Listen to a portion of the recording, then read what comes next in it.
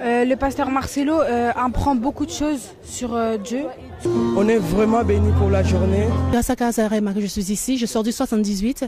Sachez que cette œuvre-là, je demande vraiment à Dieu de la bénir encore. Et l'homme de Dieu a surtout parlé sur les familles.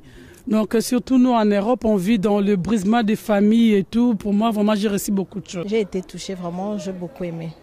Parce qu'à travers son serviteur, il nous a vraiment bien expliqué la façon que l'ennemi est en train de détruire nos familles. Je veux dire encore plus, il nous a vraiment beaucoup apporté. C'est un pasteur déjà que nous, venant de Saint-Nazaire, on suit tous les jours. And it was really amazing to be here. And I thought it wasn't a waste of time coming here. It was really amazing. I say thank to God for it. Lilo banalbike en tout cas. Le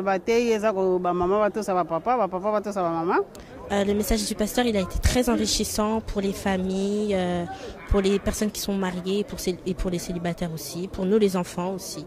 Voilà, c'était merveilleux, même la vérité nous a vraiment affranchis comme la Bible le déclare. Je conseillerais de suivre Casarema sur internet et d'aller plus vers le Seigneur, de venir à l'église parce que c'est quelque chose de très important. Il est temps de se lever pour récupérer ce qui nous a été volé par l'ennemi. Et là maintenant, tu as abandonné ta femme parce qu'elle est colérique, tu as abandonné ta femme parce qu'elle est insoumise et puis tu as épousé une autre femme. Dieu ne reconnaît pas cette deuxième femme. Jusque-là, tu es adultère, même si on t'a béni dans une église qui a permis cela. Dieu ne reconnaît pas cette deuxième femme. Il te voit avec l'autre. Et Dieu peut ressusciter ton mariage. Tu divorces pour te remarier avec celle que tu avais épousée.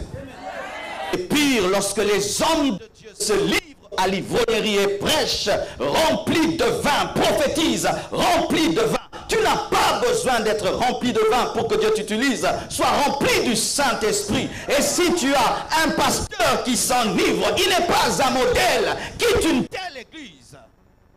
Mais si ta femme te pardonne ton adultère, pardonne son adultère aussi.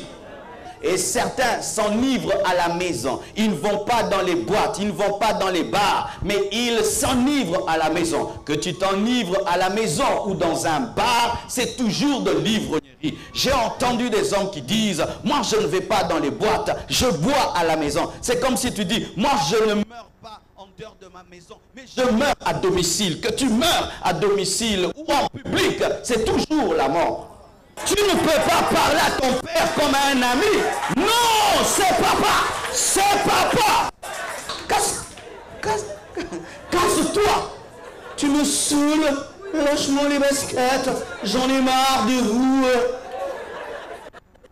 Même si tu pêches en français, c'est le péché. Ah, bien aimé, être intelligent ne suffit pas pour réussir dans la vie. Il faut être fidèle à son mari, fidèle à sa femme. Tes affaires peuvent dégringoler parce que tu fais pleurer la femme de ta jeunesse. www.casarema.fr. Je ne vois plus du tout à qui secours. Je proclame que tu es Dieu. Oh, car je n'ai pas besoin de voir pourquoi. Je ne pose pas de questions du genre pourquoi. Je sais, en toi je bâtirai tous mes espoirs. Je proclame que tu es Dieu. Oh, même si les autres n'arrivent plus à chanter ta louange, les chants d'oiseaux s'élèveront vers toi. Oh, même si les autres ne voulaient plus célébrer sa louange, les pierres s'élèveront pour t'acclamer. Le temps peut s'arrêter. Le temps peut s'arrêter. Le temps peut s'arrêter. Et les étoiles tombent. Tu es Dieu. Tu es Dieu. Ton règne n'a pas de fin. Même si le ciel ne donne plus de pluie, et même si dans mon cœur je croyais plus, l'arbre de mon jardin à moi, l'arbre de mon jardin donnera ses fruits, qui feront voir que tu es Dieu. Et même si tes promesses duraient longtemps, comme l'oiseau rare au soir du printemps. dépendra jamais du temps. Je proclame que tu es Dieu. Oh, merci les hommes, n'arrivent plus à chanter ta louange. Les gens s'élèveront vers toi.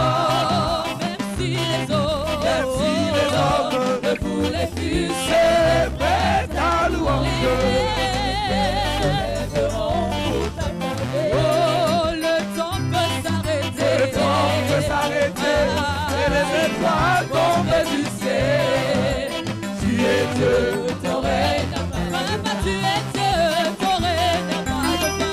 Dieu, ton règne n'a pas de fin. Tu es Dieu, ton règne n'a pas de fin. Jésus, tu es Dieu, ton règne n'a pas de fin. Tu es Dieu, ton règne n'a pas de fin. Tu es Dieu, ton règne n'a pas de fin. Tu es Dieu, ton règne n'a pas de fin. Tu es Dieu, ton règne n'a pas de fin. Tu es Dieu, ton règne n'a pas de fin. Tu es Dieu, ton règne n'a pas de fin. Tu es Dieu, ton règne n'a pas de fin. Tu es Dieu, ton règne n'a pas de fin. Tu es Dieu, ton règne n'a pas de fin.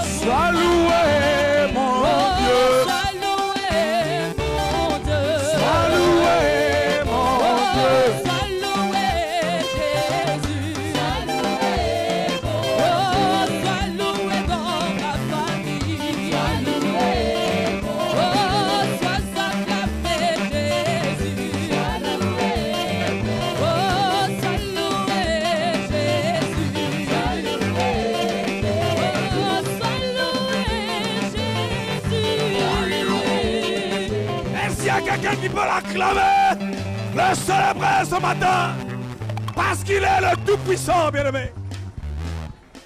Dieu est bon. Quelqu'un dit heureusement que tu es là, Jésus. Le Dieu de la restauration des familles. Le Dieu qui aime la famille. Le Dieu qui bénit les familles. Le Dieu qui soutient les familles. Le Dieu qui rétablit les familles. Le Dieu qui ressuscite même les familles. Non, moi à ta place, je l'acclamerai encore. Je l'acclamerai. Je l'acclamerai. Bien-aimés, sans plus tarder, je voudrais laisser à la personne qui porte la cruche. Certainement, Dieu a commencé un travail dans les familles. Si nous voulons avoir une église forte, les familles doivent être fortes. Certainement, depuis hier jusqu'à aujourd'hui, le regard de quelqu'un va changer par rapport à sa famille. Quelqu'un va changer la redéfinition de la famille. Tu regarderas ton père différemment. Tu regarderas ta mère différemment. Même tes frères bien-aimés avec qui tu as eu des écueils, qui t'ont fait souffrir, un regard d'amour a changé. Est-ce que quelqu'un aime le Seigneur? Quelqu'un dit, Seigneur, j'aime ma famille. J'aime ma famille. J'aime ma famille. J'aime ma famille. Parce que c'est un don de Dieu. On ne choisit pas son père. On ne choisit pas sa mère. Mais c'est Dieu qui a choisi cette famille pour nous. Acclame Dieu pour la famille que tu as. Acclame Dieu. Acclame Dieu. Voilà. Homme de Dieu, encore une fois un grand merci parce que le message d'hier a été assez percutant. Percutant parce que ça concerne l'essentiel de la vie d'une personne, la famille. Voilà pourquoi le diable s'attaque aux familles. Il s'attaque aux familles simplement parce qu'il veut égorger, détruire. Trop de culpabilité, trop de problèmes. Mais merci au Seigneur qui nous a mis à cœur ce fardeau. Justement avec un témoignage poignant de votre propre vie. Et c'est mieux quand ces choses-là se passent dans notre vie. Et aujourd'hui, Dieu va permettre qu'il finisse le message qu'il a commencé hier. Notre Dieu est un Dieu des œuvres achevées. Il faudrait que ce ne soit pas vraiment une prédication en plus que tu m'as un petit repas. Non. La Bible dit, heureux êtes-vous qui connaissez ces choses. Mais pourvu que vous puissiez le pratiquer. Amen. Alors, la sœur Marcelée est avec son épouse, Maman Blanche. Est-ce qu'on peut acclamer Dieu pour ce couple merveilleux qui sert le Seigneur? Voilà. Alors, sans plus tarder, bien-aimé, je voudrais inviter le pasteur Marcelo, bien-aimé, et tout en acclamant le Seigneur et lui laisser le soin de continuer ce travail. Ce temple, ces vallées où tu demeures, où ton cœur de Père nous comble de sa grâce. Et nous serons enfin l'épouse que ton amour a choisi. Le parfum de ta vie, qu'il en soit ainsi.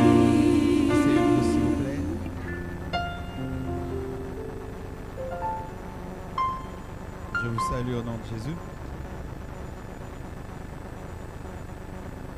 Est-ce que vous pouvez saluer votre voisin? Dites-lui, je te souhaite une bonne fin d'année. Amen. Amen. Je remercie le Seigneur pour ce qu'il a fait hier. Je bénis Dieu pour la grande participation et nous croyons que Dieu permettra que l'année prochaine nous puissions aller de gloire en gloire. Amen. Les studios Casarema qui m'ont permis de revenir encore cette année. Et je remercie aussi le couple Mosengo de nous avoir permis d'annoncer la parole ce matin. Car la chair est chère. Amen. Avec tout ce qui se passe aujourd'hui dans le corps de Christ, des pasteurs qui prêchent dans des églises, qui amènent les fidèles, avoir des gens qui vous invitent, ça est un grand signe de confiance. Amen. Je remercie mon épouse qui m'a accompagné. Amen. Quand j'étais venu, j'étais sans elle, mais je me sens mieux quand elle est là. Ça me permet même de me reposer. Quand elle commence à dormir, je dis, elle est fatiguée, il faut me laisser partir. Comme ça, j'en profite pour aller dormir. Comme on l'a dit, hier, je n'ai pas pu finir. Et aujourd'hui, je vais faire l'effort. Pas de finir la parole de Dieu sur la restauration de la famille, mais c'est que j'ai reçu de Dieu. Amen. Et que j'ai dit certaines choses qui vous ont choqué, mais allez méditer et le Seigneur vous dira que c'est de sa part que nous avons parlé pour votre bénédiction. Prions et demandons à Dieu l'inspiration, l'onction sur sa parole ce matin. Prions au nom de Jésus. Ton amour m'a touché. Ton amour m'a changé. Ton amour m'a troublé. Je suis comblé. Ton amour m'a touché. Ton amour m'a changé. Ton amour m'a troublé. Je suis comblé. Comblé, comblé, comblé, comblé, comblé, comblé, je suis comblé, comblé, comblé, comblé, comblé, comblé, comblé, je suis comblé. J'étais malade et tu m'as guéri. J'étais maudit, tu m'as béni. J'étais malade et tu m'as guéri. J'étais maudit, tu m'as béni. Ami précieux, ami précieux, Jésus, tu es digne de louange, tu es digne d'adoration, tu es digne d'acclamation. Jésus, tu es digne de louange, tu es digne d'adoration, tu es digne de louange, mon Jésus, ma vie. Alléluia, alléluia, alléluia,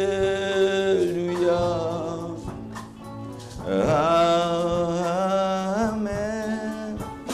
J'étais malade et tu m'as guéri. J'étais maudit, tu m'as béni. Grâce à toi, je verrai Dieu. Par ta mort, je revis. Je revis, je revis. Je revis, je revis. Merci Jésus pour ton amour à la croix.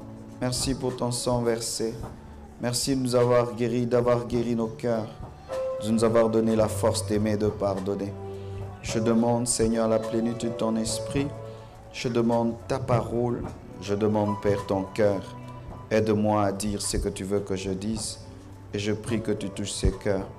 Je détruis toute œuvre de l'ennemi, toute opposition maléfique. Au nom de Jésus, je libère l'atmosphère spirituelle. Amen. Nous acclamons le Seigneur. Amen. Nous allons lire la parole de Dieu. Je vous prie de vous tenir debout. Nous allons honorer la parole de Dieu. Nous allons lire 1, 2, 3, 4 versets. Josué 24, verset 15. Josué 24, verset 15. Vous y êtes? Josué 24, verset 15.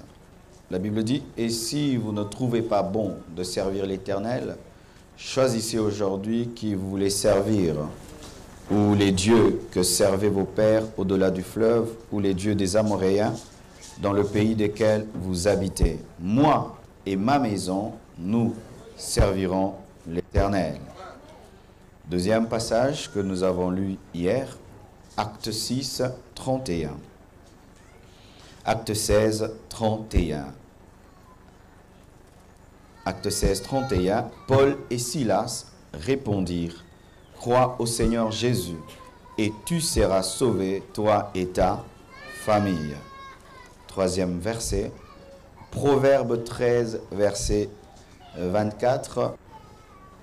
Proverbe 13, verset 24.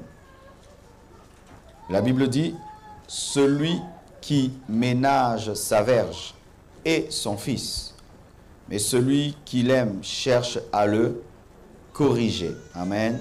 Dans d'autres versions même on dit que « Frappe ton fils afin que le mal s'éloigne de lui. » Dieu n'est pas contre la fessée. Amen. Dans votre pays, on arrête les parents rien que pour ça. Nous, c'est ce qui nous a aidés. Les fessées. Amen. Jean 10, verset 10. Le voleur ne vient que pour dérober, égorger et détruire. Moi, je suis venu afin que les brebis aient la vie et qu'elle l'ait en abondance. Acclamons la parole du Seigneur. Asseyez-vous, s'il vous plaît. Qui ne sont venus que ce matin, qui n'étaient pas là hier? Ah, ils sont nombreux. Ah, ils sont nombreux. Amen. Nous sommes en train de parler de la restauration de la famille et je vais redéfinir pour vous la restauration et la famille et ensuite je vais donner l'exemple de 3 familles détruites et comment est-ce que Dieu arrive à restaurer une famille. D'accord? Restauration vient du verbe restaurer. Restaurer qui veut dire rendre à quelque chose ou à quelqu'un ce qu'il a perdu. Et donc là, nous sommes en train de rechercher au-devant de Dieu que nos familles puissent reprendre des choses qu'elles ont perdues. La paix, la joie, l'unité, l'harmonie, la présence de Dieu, la crainte de Dieu. Restauration. Dans la restauration, il y a la pensée de réparer, de redonner la force, d'arranger, de guérir. Et hier, Dieu a guéri beaucoup de familles, de sauver, de relever, mais aussi de ressusciter. Il est possible que tu sois séparé de ta femme, que tu te sois séparé de ton mari. Après 10 ans, après avoir entendu ce message, tu vas chercher ta femme et tu l'épouses à nouveau. Je le crois. Parce que Dieu ressuscite quand il restaure. Bien-aimé, lorsque le réveil a commencé, c'est ce qu'on a vécu à Kinshasa. On a vu des hommes qui ont abandonné leurs femmes 10 ans, 15 ans, après avoir entendu la parole de Dieu, sont allés chercher la mère de ses enfants. Ah oui, on a vu cela. Et je vous le souhaite. Et je demande que Dieu le fasse dans ta vie. Tu as jeté une femme quelque part. Tu as jeté des enfants quelque part. Il y a 10 ans, il y a 15 ans. Dieu sait que c'est ta femme. Dieu sait que ce sont tes enfants. Même si aujourd'hui tu mènes une si belle vie, Dieu sait.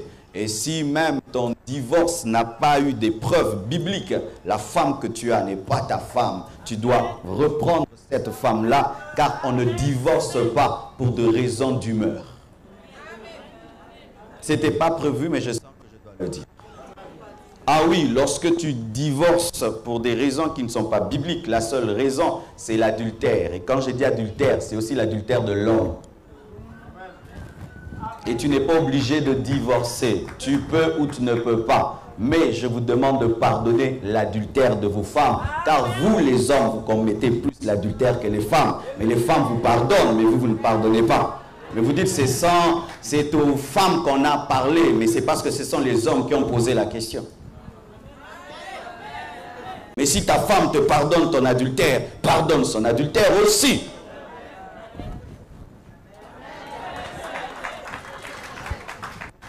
Mais si les femmes pardonnent l'adultère, pourquoi les hommes, vous ne pardonnez pas l'adultère?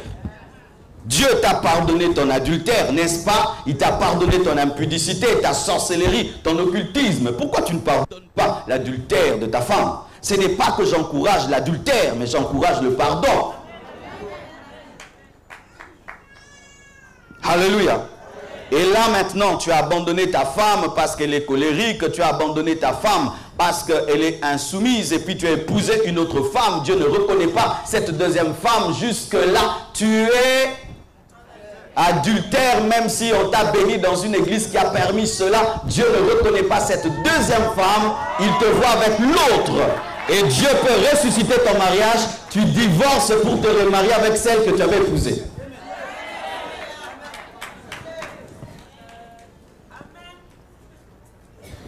Je sens qu'on veut me lapider ce matin. Heureusement que dans les églises, les carreaux ne deviennent pas des pierres. Amen. Et la famille. La famille, c'est la cellule de base de la société. C'est la cellule de base de l'Église. Car tous, nous provenons des familles. Elle est constituée d'un père, d'une mère, mais ça doit être une mère, ça doit être une femme.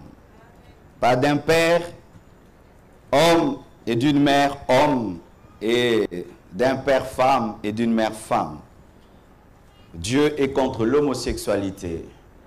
Dieu est contre le mariage homme-homme et femme-femme. Et même si vous adoptez des enfants, ce n'est pas une famille, c'est une perversion. Même si les gouvernements actuels acceptent cela, cela est inacceptable et même les chiens ont un enseignement à nous donner. Jamais un chien ne se marie ou ne sort avec un chien. Les chiens ne sont pas homosexuels, mais les hommes sont homosexuels. L'homme perverti est moins qu'un animal. Même s'il y a des raisons qu'on donne, je suis né ainsi. On ne naît pas homosexuel, on ne naît pas lesbienne. C'est un démon, c'est une perversion. Et je vous assure, chaque fois que j'ai prié pour les homosexuels, des démons se sont manifestés. Si c'était génétique, pourquoi est-ce que les gènes parlent? Je ne sors pas, les gènes ne parlent pas. Alléluia. Il y a la famille restreinte, constituée du père, constituée de la mère et des enfants, adoptés ou engendrés. Et là, j'ai dit qu'il est possible que Dieu te donne un enfant que tu n'as pas engendré, mais que tu as adopté. La plupart des temps, avec les enseignements des miracles dans les églises, nous ne pensons pas adopter alors que Dieu nous a adoptés. Dieu peut te donner un enfant que tu as engendré. Il peut aussi te donner un enfant adoptif. Amen. Le couple Josué, par exemple, que j'ai béni, est né après 4 ans de mariage.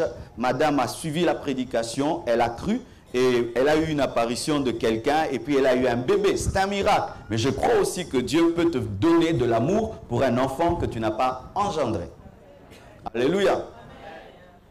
Il y a aussi la famille élargie, constituée des cousins, des tantes, constituée des oncles, des demi-frères, des nièces, des grands-parents. Et cette famille élargie ne doit jamais détruire la famille restreinte. Mais la famille restreinte aussi ne doit pas se couper de la famille élargie. Amen. Lorsque nous lisons Genèse 9, versets 20 à 27, il y a une famille, la famille de Noé, qui est remplie d'enseignements. Noé est un homme que Dieu a choisi. Lorsque Dieu a voulu détruire la terre, il appelle Noé. Et quand il appelle Noé, il lui demande de bâtir une arche. Et Dieu sauve sa famille au travers de cette arche. Mais qu'est-ce qui arrive lorsque Noé sort de l'arche, il plante une vigne, il prend le vin et il s'enivre. La famille de Noé est un échantillon des familles des ivrognes, parce que l'ivrognerie se manifeste pour la première fois dans la parole par Noé. Amen.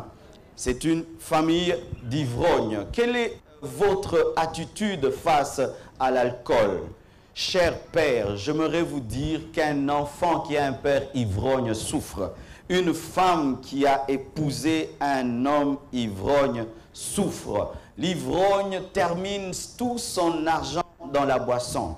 Et on n'est pas fier de présenter un père ivrogne. Lorsqu'on va avec lui dans une fête, on intercède pour qu'il n'ajoute pas un deuxième verre. On sait déjà ce que papa fait dans les fêtes.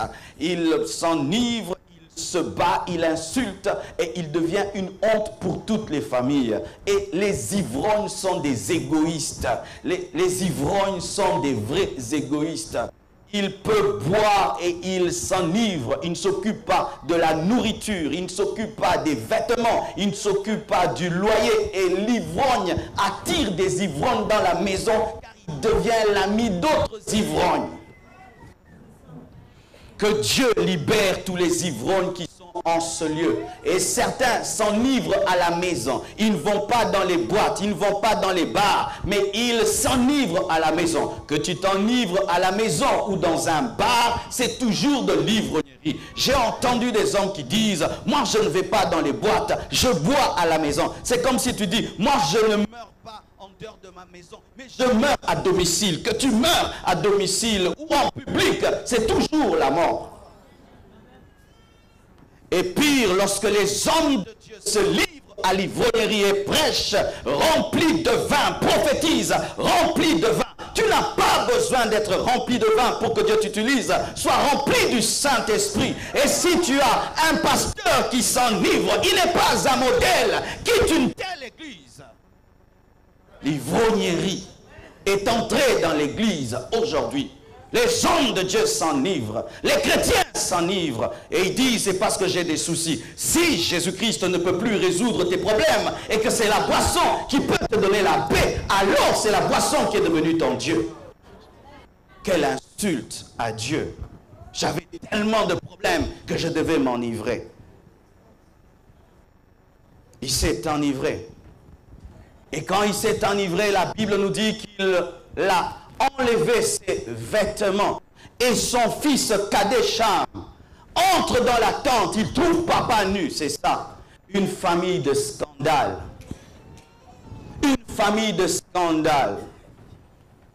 Une famille remplie de scandales. Votre famille, c'est comme un téléfilm.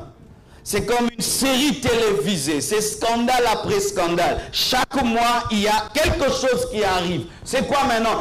Papa a tapé maman. Et demain, c'est quoi? C'est maman qui a tapé papa. Une famille de scandale. Le fils cadet voit la nudité de son père. Des hommes qui battent leurs femmes au point de les déshabiller devant tous.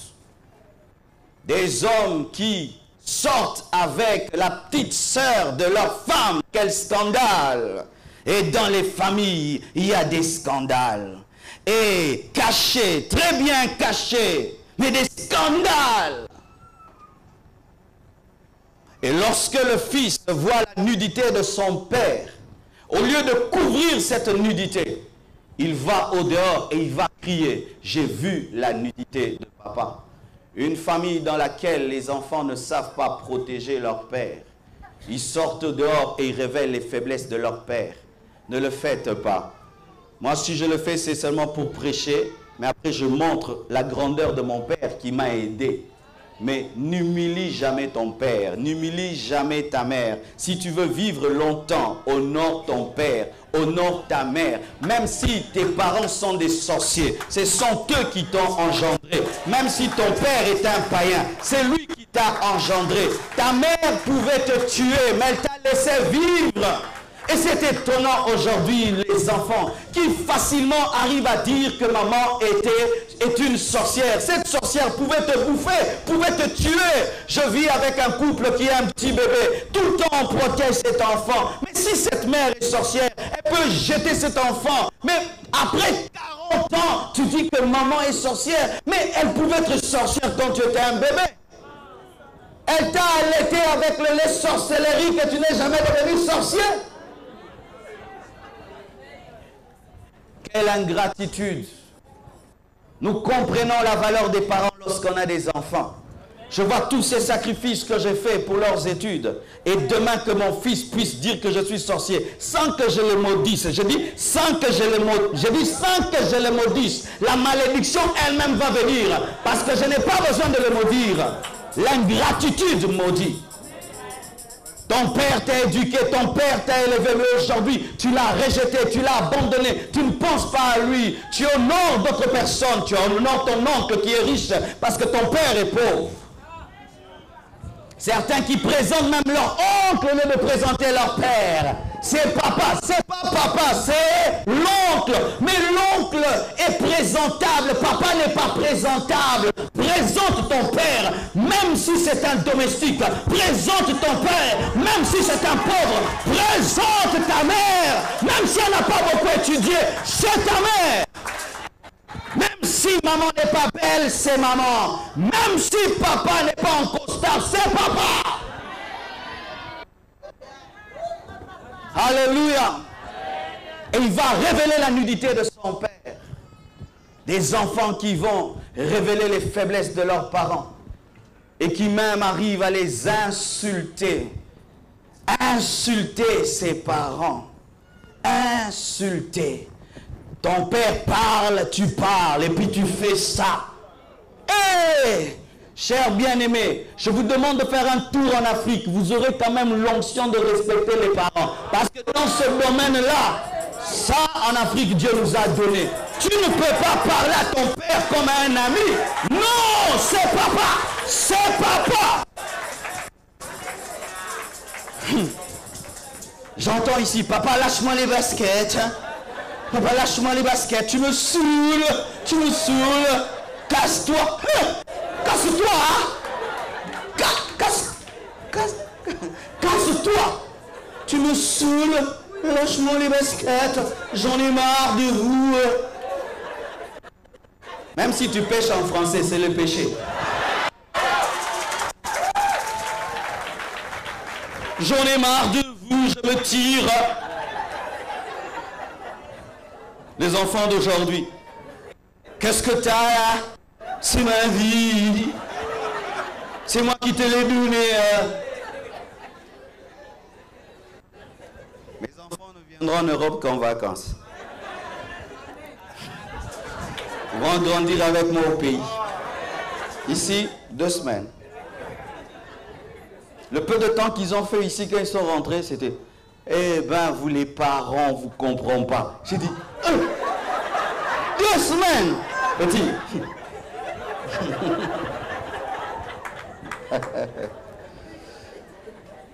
C'est comme s'il y a une onction dans votre pays. Hein? Mais des parents qui maudissent. C'est pas Cham qui a poussé Noé à s'enivrer, c'est lui-même qui s'est enivré, c'est lui-même qui a planté la vigne. Mais son fils, c'est vrai, a vu sa nudité et ce n'était pas sa faute, c'était un accident. La faute, c'était de divulguer cette nudité. Mais le père, quand il sort de son ivresse, il maudit son fils. Et écoutez la malédiction. Que ton fils devienne l'esclave de ses frères. Ah, Noé! Rien que pour ça. Mais quelle malédiction!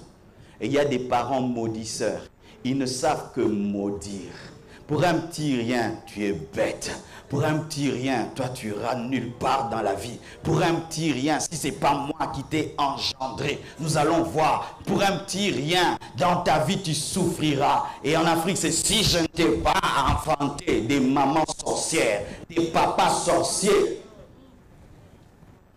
Ton enfant blesse ton cœur, maîtrise-toi parce que si tu parles négativement, tu peux détruire sa destinée. Il y a des enfants qui souffrent toute leur vie. Il n'y a pas un sorcier dans leur vie. C'est une mauvaise parole du père, de la mère prononcée sur sa vie. Bénissez vos enfants, bénissez vos enfants, bénissez vos enfants. Même si ton enfant te blesse, ne détruis pas sa destinée par une parole. La parole d'un père, d'une mère a une grande puissance. Je vous assure, si Dieu me bénit dans le ministère, c'est parce que mes parents bénissent mon ministère. Chaque fois avant de voyager, je dis, papa, je voyage, maman, je voyage. Et ils prononcent toujours des paroles de bénédiction. Que Dieu bénisse ton départ et ton arrivée. Que Dieu te donne de gagner les âmes. Que Dieu te protège et qu'il garde ta famille. Que Dieu élève ton ministère. Chaque fois que je voyage, j'appelle mon père, j'appelle ma mère. Même s'il y a des intercesseurs qui jeûnent, j'appelle papa et maman. Mais je suis très âgé. Mais je reconnais que même si j'ai l'onction, il y a un homme et une femme qui m'ont engendré et surtout aujourd'hui, ils croient en Jésus. Ils peuvent bénir ma vie, mais ils peuvent aussi me maudire. Il y a des enfants aujourd'hui qui ne croient pas en eux à cause de leurs parents. Je peux accepter qu'un voisin du quartier me dise que je suis bête. Mais quand c'est mon propre père qui me le dit, c'est grave. Comment je vais douter? Il m'a vu naître, donc je suis bête. Si ta propre mère qui t'a engendré te dit que tu es laide, est-ce que tu vas douter? C'est elle qui t'a vu, donc tu es vraiment laide. Regarde là. Tu marches comme si tu reculais. Et tu vois une belle fille qui marche toujours la tête en bas. Mais tu es belle. Non, je ne suis pas belle. Maman m'a dit que je ne suis pas belle. Mais tu es une belle femme. Non, je ne suis pas belle. Ma mère m'a dit que j'ai un long cou comme une girafe.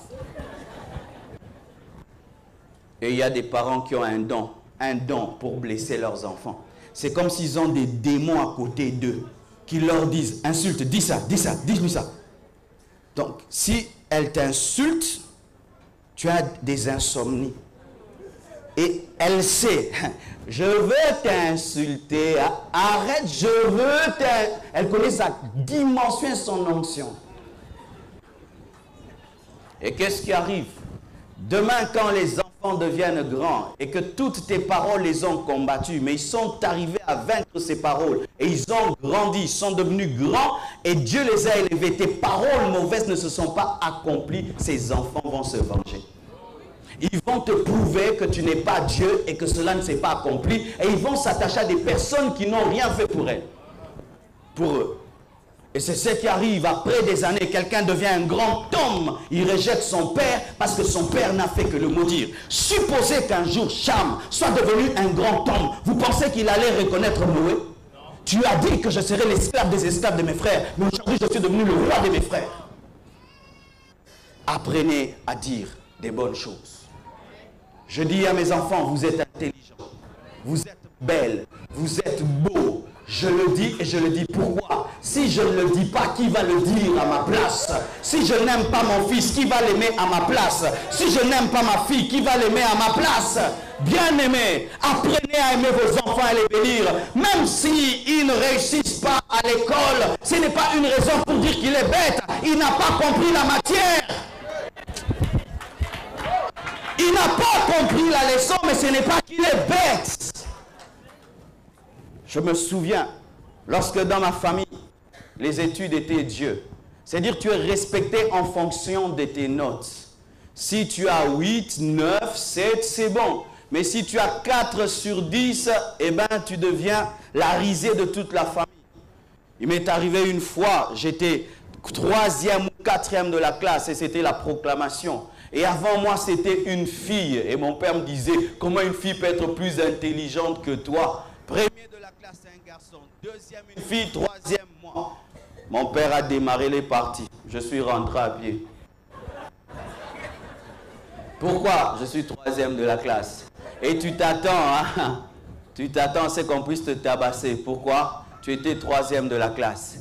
Et si tu es 7e, aïe, aïe, aïe, ne rentre même pas. Tu tournes en rond parce que tu n'as pas eu des bonnes notes.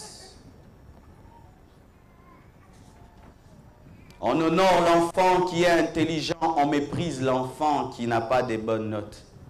Regarde-lui, regarde-lui, regarde-lui. Il dit, tu seras l'esclave de tes frères. Ce sont des familles dans lesquelles il y a une grande différence. Il y a des très riches et des très pauvres. As-tu le souci d'élever tes frères? Lorsque tu deviens millionnaire, as-tu le souci que ton frère devienne millionnaire?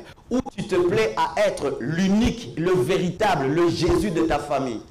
Il y a des familles dans lesquelles les riches se plaisent à être les seuls riches parce qu'ils se plaisent à ce qu'on leur demande tout le temps. Ainsi, ils deviennent les Jéhovah Jireh.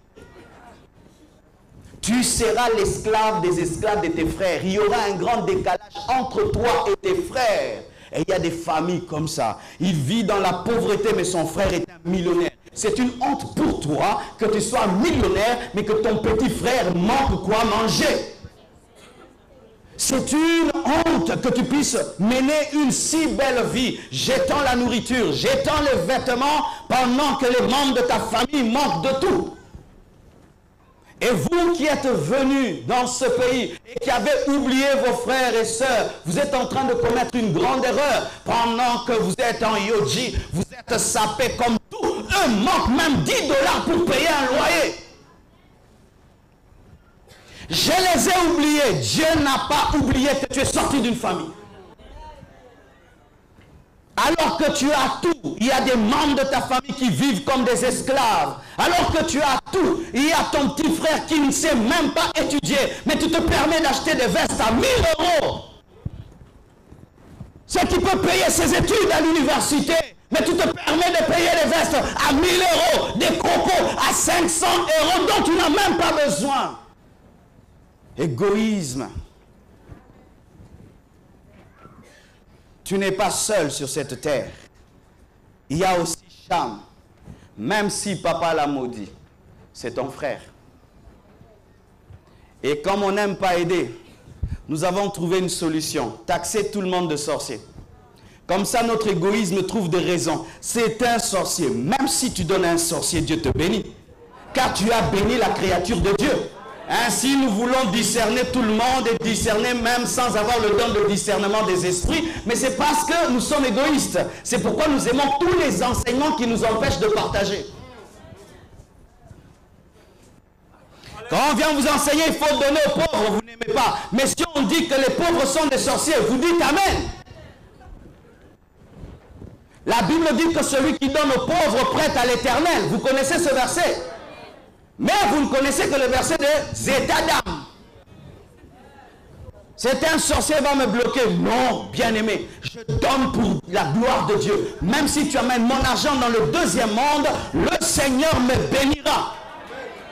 Vous discernez tout, mais vous ne discernez jamais le billet d'euro que vous avez. S'il y a des signes francs-maçonniques, vous les gardez bien dans vos maisons. Ça n'ouvre pas des portes d'entrée au démon. Vous ne discernez jamais le billet de dollars. Alors qu'il y a le triangle franc-maçonnique, ça n'ouvre jamais les portes des démons. Mais qui ouvre les portes des démons? C'est lorsque tu donnes à ton frère. Égoïsme caché derrière la spiritualité. J'appelle cela la sorcellerie pentecôtiste.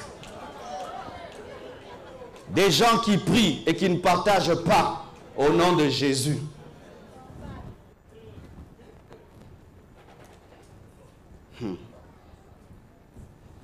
Parlons de la famille d'Isaac. Genèse 25, 21 à 34. La Bible nous dit que Dieu avait choisi Jacob. Malgré qu'il était le petit frère, il devait dominer sur son grand frère Ésaü. Mais Jacob n'a pas su attendre que la prophétie se réalise. Et il a cherché un raccourci dans Genèse 25, versets 21 à 34. Et dans Genèse 27, versets 1 à 46. Il a cherché un raccourci. Il a forcé la main de Dieu pour prendre la place de son frère.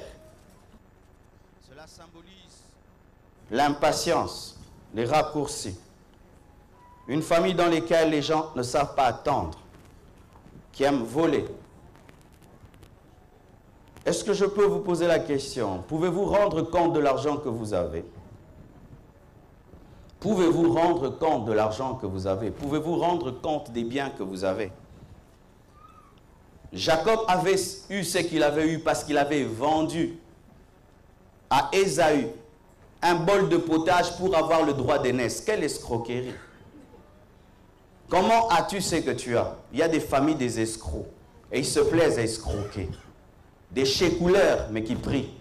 Vous faites des faux dollars, des faux billets, vous priez. Des faux chèques, vous priez. Et puis vous amenez la dîme. Dieu n'a que faire de la dîme d'un voleur. Ne donne plus jamais ta dîme, voleur. Cher voleur, ne donne plus la dîme. Cher voleur, ne donne jamais plus ta dîme. Dieu ne fermera pas ses yeux sur ton vol parce que tu as donné la dîme. D'ailleurs, arrête de donner la dîme. Ne donne plus. Des familles on ment pour avoir l'argent. Combien de fois vous mentez pour avoir l'argent? Combien de fois vous mentez? Vous changez même d'identité pour avoir l'argent. Êtes-vous fier de l'argent que vous avez? Pouvez-vous témoigner sur votre argent, sur cette chair? Pouvez-vous vous tenir là et dire, j'ai eu 100 000 € de telle et telle manière sans sauter certaines étapes? Nous mettons tout sous la bénédiction de Dieu. Mais des fois, derrière cette couverture appelée bénédiction de Dieu, il y a beaucoup d'escroqueries, beaucoup de vols. Pourquoi? Parce qu'on est impatient. On veut vite, vite réussir. Dieu n'est pas comme le diable qui te bénit sans tailler ton caractère. Dieu taille d'abord ton caractère et ensuite il te bénit. Mais le diable te donne rapidement parce qu'il veut que ceux qui te donnent te détruisent. Mais Dieu te forme d'abord, ensuite il te bénit. Mais nous sommes souvent impatients. C'est pourquoi nous volons, c'est pourquoi nous mentons. Jacob devait être plus grand. C'était sa destinée. Mais il était impatient. Et il a emprunté des chemins tortueux. C'est une famille dans laquelle il y a des préférences. Papa qui aime plus cet enfant et maman qui aime plus cet autre-là. Jacob était l'enfant préféré de sa mère, Rebecca. Et Ésaü était l'enfant préféré d'Isaac. Et il y a des familles comme ça. Les enfants de papa, les enfants de maman. Les autres enfants savent que papa préfère tel plus que nous. Et tu utilises ça. Moi, j'étais l'enfant préféré de ma mère. Mes frères le savaient. Mon père le savait. Et ça avait créé des problèmes. Et ça crée des problèmes. À un niveau où quand ma mère me servait la nourriture, elle sortait ses meilleurs verres et ses meilleures assiettes. Et mon père commençait à être jaloux de moi. Quand je mangeais, je sentais son œil.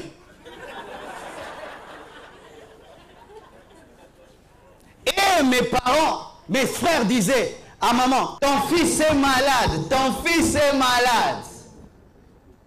Et quand j'ai grandi dans le Seigneur, j'ai fui cet amour et je suis allé habiter chez moi à l'âge de 24 ans. Je suis allé souffrir tout seul parce que Dieu devait former mon caractère, car les enfants gâtés ne deviennent pas grands.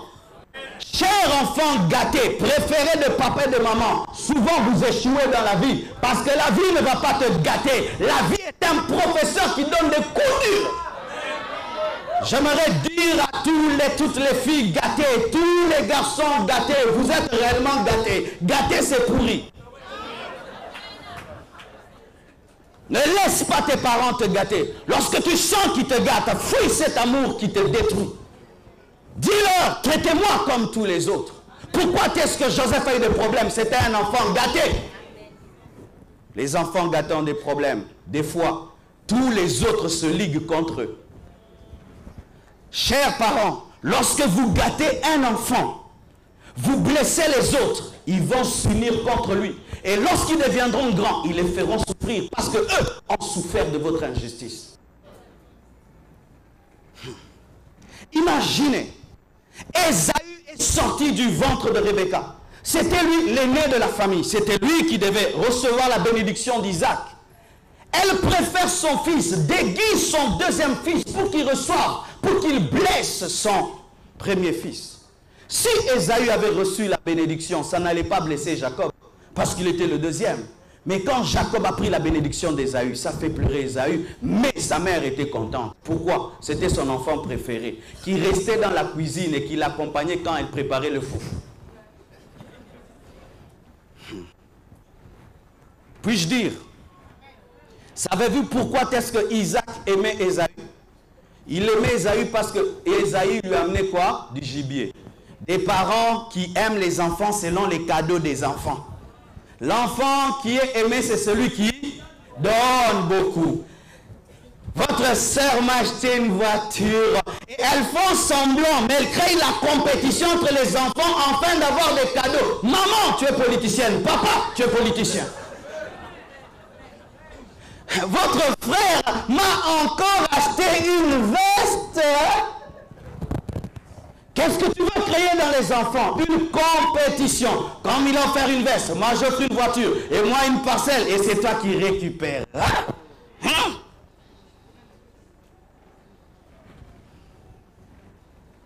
Pourquoi aimes-tu beaucoup cet enfant-là? Parce qu'il t'amène l'honneur, la gloire.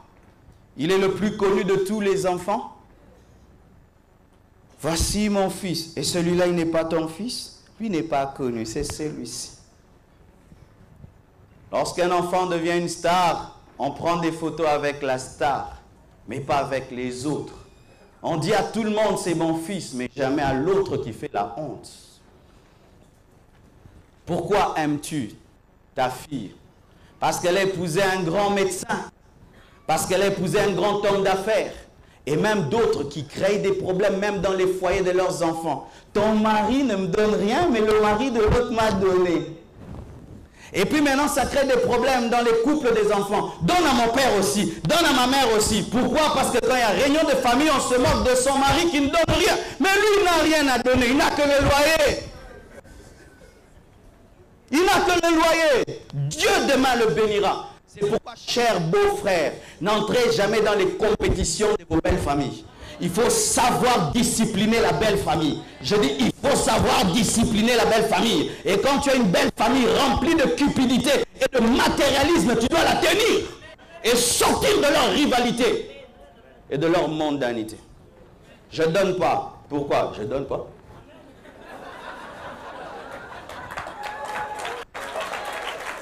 Ah oui, hein? Oh beau frère, toi tu ne peux pas donner 100 €. Tu veux voir ces 1000 €. 100 €. Mais non, beau frère, 100 €.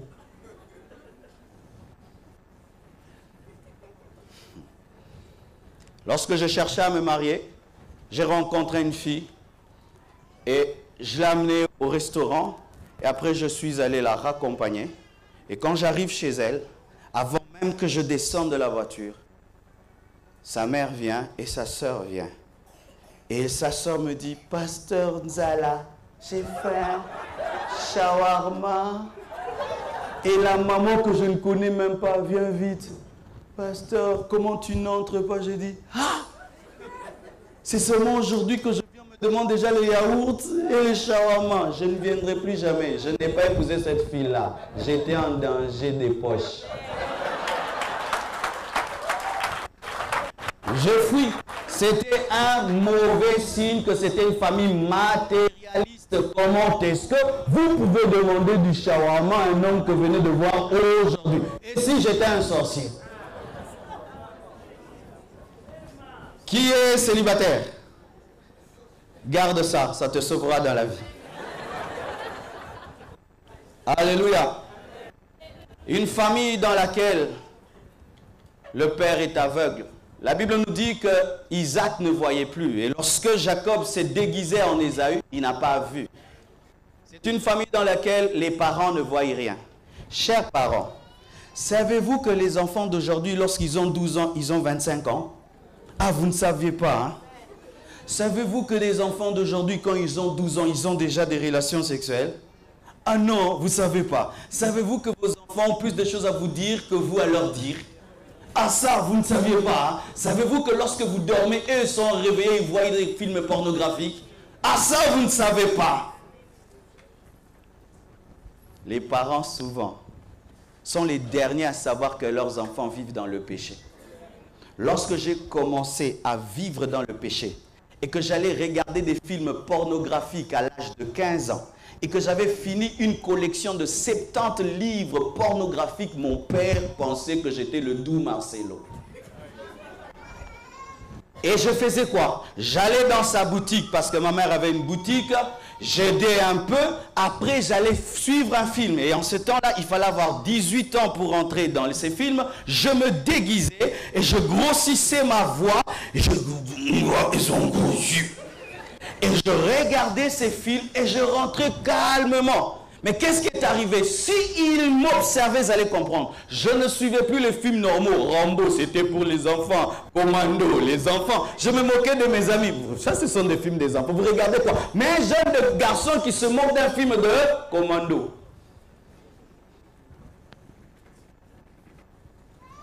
Avec les téléphones que vos enfants ont, vous savez ce qu'ils regardent? Un enfant qui s'enferme dans la chambre des heures et des heures. Vous savez ce qu'ils font? Certains enfants sont dans le lesbianisme. Vous ne le savez pas. Beaucoup de parents ne savent rien. Pourquoi? Vous pensez que vos enfants sont toujours des bébés. Il y a longtemps qu'ils ne sont plus des bébés. Et surtout en ce temps-ci. En ce temps-ci.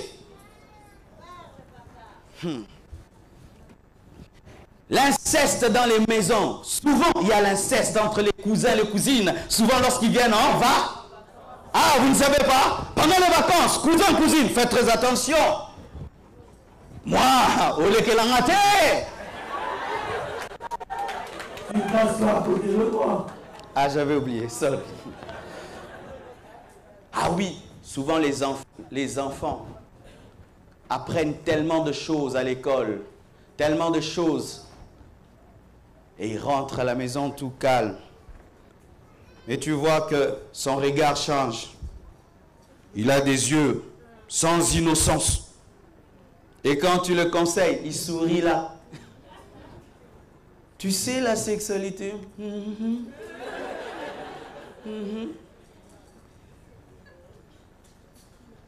Aujourd'hui, il va dire à un enfant que les bébés viennent du ciel et qu'ils tombent dans le ventre de maman et maman vomit. Ils vont dire, arrête de mentir. Un jour, mon fils me dit, paraît-il que les enfants naissent comme... C'était vraiment ça. Je dis, hé? Je dis à Blanche, on dit rien. Comment c'est? Qui t'a dit ça? C'est mon ami à l'école qui m'a dit ça, que les parents... Je dis,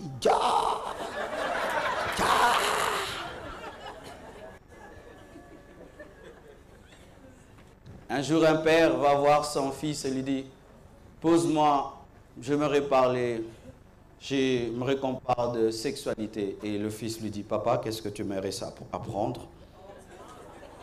Quoi? Ouais, qu'est-ce que tu aimerais apprendre? Oh, tu sais ça? Ça, oui, mais il y a ça aussi, ça et ça. Ah, tu savais pas? Mais oui, ça aussi. Comment tu sais? Mais j'ai lu sur Internet. Si tu tapes www, ceci, tu trouves. Les parents sont dépassés aujourd'hui. Totalement dépassés parce qu'ils sont aveugles. Aveuglés par quoi? L'innocence de leurs enfants. Mais vos enfants ne sont pas toujours des innocents. Et des fois, vous les éduquez sans tenir compte qu'ils ont changé. Je sors, tu rentres à quelle heure? À 1h du matin? Pas de problème, pas de problème. Il y a problème. Il y a problème. Il y a problème. Sois sage. Non, être sage, c'est rentrer à 21h, 20h. C'est être sage. Mais ce n'est pas découcher et être sage. On est tellement moderne, mais nous engendrons qui? Nous engendrons des lesbiennes et des homosexuels. Lorsqu'on éduquait les enfants à la vieille, il y avait moins d'homosexualité, de lesbianisme. Mais aujourd'hui, avec ce libertinage dans l'éducation des parents, voilà que nous engendrons des homosexuels et des lesbiennes. Nous engendrons des filles mères. Peu de filles aujourd'hui se marient tout en étant vierges. Si la robe blanche qui devait être portée lorsqu'on a un mariage était signe de virginité, nous aurons des robes rouges, de robes bleues et pas de robes blanches. Combien de femmes aujourd'hui se marient vierges? La virginité, on s'en moque aujourd'hui. Quand une fille est vierge, tout le monde se moque d'elle. Oh vraiment, et t'as jamais quoi? Mais t'as jamais, c'est-à-dire, t'as jamais péché. Il faut dire ça, tu n'as jamais péché? Non, t'as jamais goûté, non, t'as jamais péché. T'es toujours vivant, t'es pas mort. Et même les hommes se moquent des filles vierges aujourd'hui. Avant, les hommes cherchaient des femmes vierges, maintenant ils n'en veulent plus. Oh, ils connaissent rien du tout, hein. Moi, je veux vraiment une chevronnée. Et vous imaginez, si même nous les hommes qui devons chercher des femmes vierges, on n'en veut plus, comment est-ce que nos filles vont garder la virginité?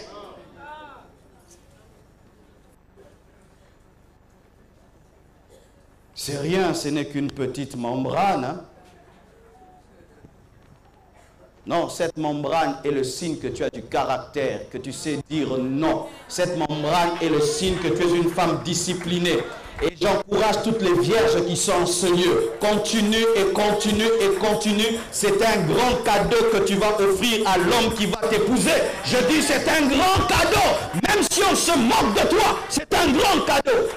Et si tu es entouré des filles qui veulent t'amener à perdre ta virginité, quitte ces amis, quitte cet entourage, quitte ce milieu. Alléluia. C'est une famille dans laquelle il y a la haine et la rancune. La Bible nous dit que lorsque Jacob a volé le droit d'aînesse et qu'il a pris la bénédiction d'Ésaü, il s'est enfui et Ésaü a décidé de le tuer. Dans la liste de tes ennemis, il y a qui? Il y a ton frère, il y a ta sœur. Il y a des gens ici qui ont comme ennemis leurs frères et leurs sœurs. Tu ne le salues pas, tu ne lui parles pas. Il est malade, tu ne le visites jamais. Quand il demande l'aide, tu ne l'aides jamais. Pourquoi? Ça fait 5 ans qu'il t'a fait ceci, qu'il t'a fait cela. Mais pardonne, parce que Ésaü a fini par pardonner à Jacob. Bizarrement, si un ami me blesse, je pardonne facilement. Mais quand c'est mon frère, je pardonne difficilement. Les familles se divisent rien que pour un oui et pour un non. Mais nous avons des amis d'enfance qui nous ont aussi fait du mal, mais que nous gardons jusqu'en ce jour. Mais quand c'est ton propre frère qui te blesse, du coup, tu le sors de ta vie. La haine.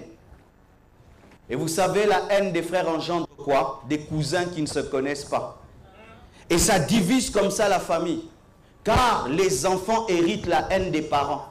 Quand vous ne vous aimez pas, quand tu n'aimes pas ton frère, comment est-ce que les enfants chercheront leur oncle? Et comment est-ce qu'ils vont aimer leur cousine?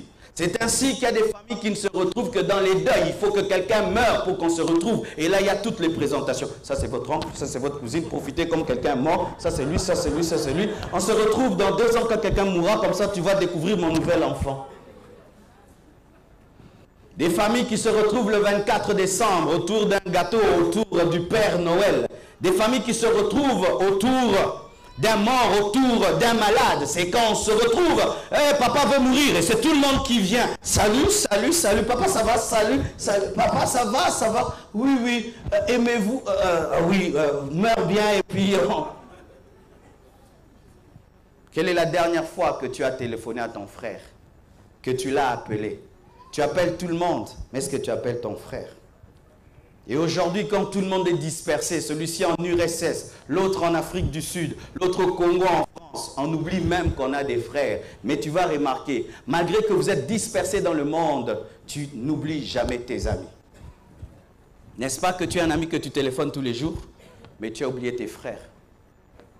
Tu as oublié ton frère alors que vous avez grandi ensemble, vous avez dormi dans un même lit, vous avez mangé ensemble. Mais aujourd'hui, où est ta sœur? Où est ton frère? Dieu a dit à Caïn, où est ton frère? Et qu'est-ce qu'il a dit? Suis-je le gardien de mon frère? Et c'est ce que nous répondons. J'ai maintenant ma famille, j'ai mes enfants. Qu'est-ce que j'ai à faire de mon frère? Mais c'est ton frère.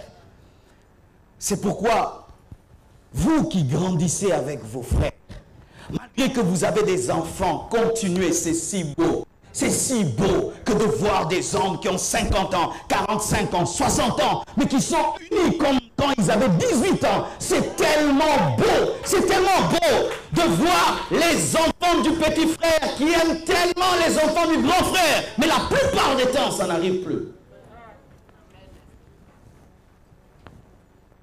Alléluia.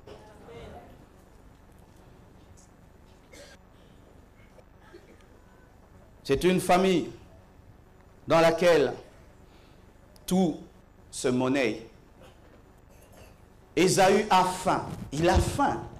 Il vient vers Jacob. Il dit, donne-moi la nourriture. Tu achètes. Quoi? Donne-moi le droit d'aînesse.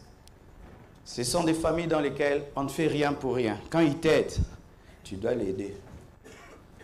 Il vient dans ta fête, il contribue pour que tu contribues aussi. Tout se monnaie, on ne fait rien pour rien, on fait toujours avec un but derrière la tête. Même si on ne dit rien, il y a toujours un but. Tout se monnaie dans cette famille. Même quand on offre des cadeaux, en soi ce ne sont pas des cadeaux, tout se monnaie, tout s'achète. L'amour n'est pas véritable, tout s'achète. Il offre la nourriture, mais c'est pour avoir le droit d'aînesse. Un jour, je vois une fille qui vient au bureau. Elle ne pouvait pas étudier, elle va voir son oncle qui est riche. Et son oncle profite de cela. pour coucher avec elle. Pour coucher avec elle, elle dit, si tu couches avec moi, je te paye les études. Mais quand elle couche avec lui, il escroque la fille. Il ne donne rien. Il dit, va m'accuser. Comment vas-tu accuser? Que va-t-il dire? Pourquoi aides-tu ta cousine? Pourquoi aides-tu ta jolie cousine? Pourquoi tu veux que ce soit seulement elle qui habite chez toi à la maison? Qu'est-ce que tu lui fais? Tu la nourris, tu l'habilles, tu l'envoies à l'école. Mais qu'est-ce que tu as en retour? Si ces filles pouvaient parler et dire ce qu'elles subissent, des fois elles ne disent rien parce qu'elles ont peur du scandale et de diviser la famille. Pourquoi tu ne prends pas les garçons, seulement les filles? Pourquoi c'est seulement les filles qui viennent habiter chez toi, pas les garçons? Et même quand vous prenez les garçons, c'est pour en faire des esclaves. Il habite chez toi, mais il va travailler dur. Il ne va jamais se reposer. Est-ce que tu l'as aidé? Non, tu as monnaie. Bien-aimés frères, sœurs, la plupart des temps, nous avons un rêve. Le rêve d'avoir une famille heureuse. Mais souvent, la réalité, ce n'est pas cela. D'un côté, on a une famille détruite et on vit dedans. On dort avec ces gens. On vit avec des frères bizarres, des sœurs bizarres, un mari bizarre. Mais on a le rêve d'avoir une famille heureuse. Et quand tu vois ce rêve, il est tellement loin de toi. Et des fois, tu perds la foi. Tu dis, ça n'arrivera jamais. J'aimerais vous dire la vérité. Jusque-là, ma famille élargie n'est pas parfaite. Ma famille restreinte n'est pas non plus parfaite, mais je vis plus le bonheur dans ma famille restreinte et je lutte pour ma famille élargie. Il y a certaines choses même que je prêche ici. Ce sont des choses que je vis dans ma propre famille, dans la dimension de la famille élargie. Dernièrement, je vais à l'hôpital et je rencontre mes cousins, mes cousines. Beaucoup d'entre eux sont des médecins. Et ils me disent, pasteur, c'est pas bon qu'on puisse se retrouver à l'hôpital. Et je dis, c'est vrai, c'est pas bon. C'est quand je veux prêcher dans leur église que je les rencontre. C'est quand j'amène quelqu'un à l'hôpital que je les vois. Et ils disent, c'est pas bon. Pourquoi nous sommes en train de faire ce que nos parents ont fait? On a dit, nous sommes chrétiens, nous sommes différents d'eux. Et j'ai dit, c'est vrai. Il faudrait que même une fois par année, même si nous sommes super occupés, que nous puissions nous retrouver pour que nos enfants se rencontrent. Sinon, un jour, nos enfants vont se marier. Ah oui, un jour, le cousin va épouser la cousine en URSS. Papa, j'ai trouvé, je l'ai trouvé, je l'aime. Et quand ses parents viennent, oh, qu'est-ce que tu fais ici? Mais c'est ton cousin, c'est ta cousine. Mais tu m'as jamais dit que tu avais un frère en URSS.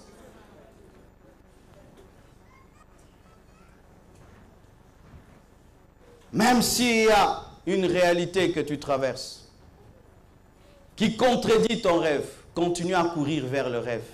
Ne lâche pas ton rêve. Il arrive de fois, maman, que tu te dis aujourd'hui, ma famille sera la famille de mes rêves. Tu fais un effort et ton mari te dit, qu'est-ce que tu as là? Tu veux quoi? Mais je veux aujourd'hui qu'on mange tous ensemble. Oh, dis. C'est bien dans les films, mais dans la vie, on est pressé. Ne renonce jamais à ce rêve. Ce rêve de prier avec tes enfants. Tu essaies un jour, tout le monde refuse, on ne prie pas. Demain, lutte encore. On va prier, n'abandonne pas le rêve. Alléluia. C'est pourquoi Josué dit, si vous allez servir les idoles, moi et ma maison, nous servirons l'Éternel. Bien-aimé, pour qu'une famille soit restaurée, il faut le leadership d'un homme qui a compris la vraie vision de Dieu pour la famille. Et je prie ce matin qu'il y ait une génération de Josué qui prennent la décision d'influencer leur famille et d'amener la famille dans la restauration. Que Dieu fasse de toi le Josué de ta famille. Comment peux-tu savoir que tu es le Josué de la famille? C'est lorsque tu as un plus grand fardeau concernant le bonheur de la famille. C'est toi le Josué. Que tu sois un homme, que tu sois une femme, c'est toi Josué. Dans la famille, il y a toujours un qui aime la famille. Il y a toujours un qui parle famille. C'est lui le Josué. Et les autres n'ont pas le même fardeau que toi. Mais c'est toi Josué. C'est toi Josué. Même si c'est toi l'enfant, c'est toi Josué. Si c'est la mère, c'est toi Josué. Il est plus facile d'amener le réveil lorsqu'on est le père. C'est pourquoi Josué a pu le faire. Mais si le père ne comprend pas, la femme peut prendre la relève. Et si la femme ne comprend pas, les enfants peuvent amener la restauration. Il y a des enfants qui amènent la vie de prière dans leur maison. Il y a des mères qui amènent la vie de prière dans leur maison. Quand le rêve est là, poursuis-le. David se réveille. Dans 2 Samuel 11, verset 3 à 27. 2 Samuel 11, verset 3 à 27. Il voit la femme d'autrui. Qui voit la femme d'autrui? C'est David. Il la voit. Il la trouve belle. Il oublie qu'il a des enfants. Il oublie qu'il a une femme. Et ils avaient en ce temps-là des femmes. Il envie la femme d'autrui. Il oublie même que cette femme est mariée. Tellement concentré sur son besoin, sa convoitise, il oublie tout ce qui est autour. C'est ce qui arrive souvent lorsque nous détruisons nos familles. Nous oublions les conséquences. Il prend cette femme parce qu'il est le roi. Il connaît la femme parce qu'il est le roi. Mais quelque temps après, la femme revient et lui dit, je suis enceinte. Là, la donne change. Il décide de tuer son mari et le tue. Et là, personne ne sait parce qu'il est le roi. Mais un prophète Nathan voit son adultère. Que Dieu nous donne des vrais prophètes qui ne prophétisent pas seulement les démons, mais qui parlent aussi du péché dans l'église, qui révèlent aussi l'adultère des hommes dans l'église. Le prophète lui dit, pourquoi tu as pris la femme d'autrui?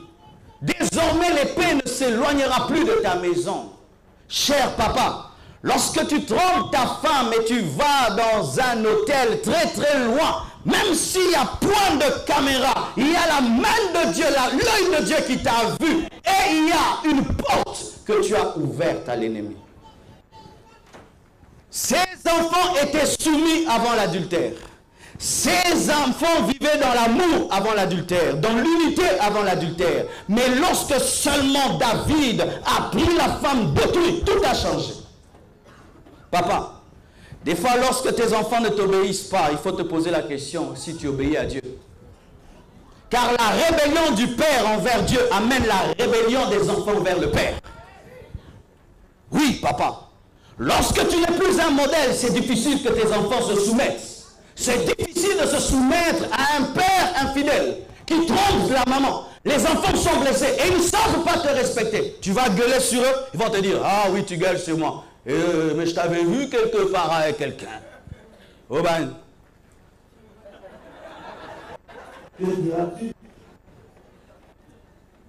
Tout allait bien. Mais quand seulement il a pris la femme d'autrui, la Bible nous dit que Amnon a désiré sa propre sœur.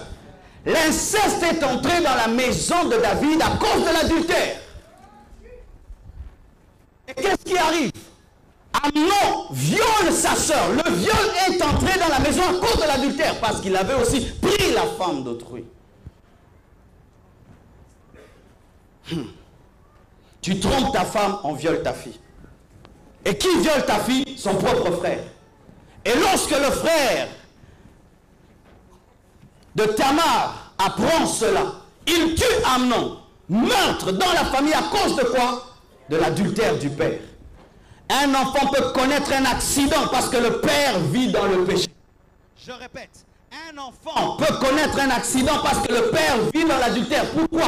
Père, tu es une ceinture, une muraille pour tes enfants. Quand tu crains Dieu, tu protèges les enfants. Mais quand tu vis dans le péché, tu livres tes enfants à Satan. Il en est de même pour les mères. Tu trompes ton mari et tu rentres à la maison, tu prépares la nourriture et tu donnes à tes enfants. Tu maudis tes enfants. La mort est entrée, l'inceste est entré, la rébellion. Son propre fils Absalom l'a chassé du pouvoir. Il ne savait pas qu'il était assis sur la sainteté, mais pas sur un trône. Oh. David pensait qu'il était roi parce qu'il était fort. Il était roi parce qu'il vivait dans la crainte de Dieu. Le jour où il a perdu la crainte de Dieu, son fils l'a chassé. Papa, tes affaires prospèrent parce que tu crains Dieu. Le jour que tu ne craindras plus Dieu, tu deviendras pauvre. Excusez-moi ce matin, L'Esprit veut que je parle ainsi, un peu durement. Car, bien-aimé, être intelligent ne suffit pas pour réussir dans la vie. Il faut être fidèle à son mari, fidèle à sa femme. Tes affaires peuvent dégringoler parce que tu fais pleurer la femme de ta jeunesse. Tous les clients s'en vont. Pourquoi tu fais pleurer la femme qui t'a accepté lorsque tu étais pauvre? Qui chasse David? Son propre fils le chasse. Et qu'est-ce qu'il fait? Il prend ses femmes. Comme lui avait pris les femmes, la femme d'autrui. Lui fait ça fois 2, fois 4. Car le disciple est toujours meilleur que le maître.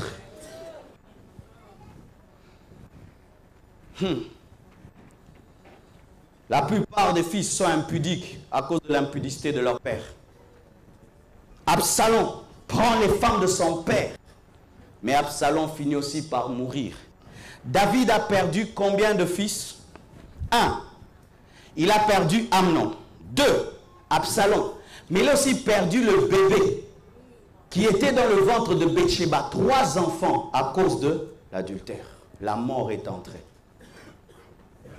Alors que je suis dans cette ville, j'ai mes enfants avec moi. Je n'oublie jamais Oracle, jamais Shifra, jamais Shukrani. Je sais que si je fais le mal, l'ennemi va les toucher.